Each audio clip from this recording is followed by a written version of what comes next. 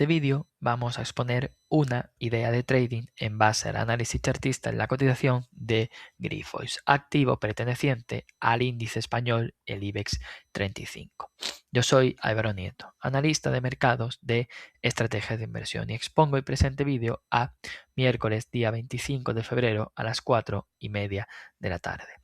En pantalla tenemos el gráfico en escala horaria, donde observamos que durante las últimas horas el precio está muy cerca de completar esta figura chartista de acumulación e implicaciones alcistas en forma de doble suelo, la cual se ha formado tras un movimiento bajista producido desde los máximos del pasado miércoles día 18 de febrero.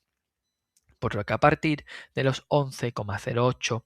euros por acción tendremos activada esta pequeña figura chartista de corto plazo, con un objetivo que puede llevarnos en las próximas horas a atacar los 11,325 euros por acción, por lo que una vez que asistamos a la superación de los 11,08 o de los 11,075 euros por acción,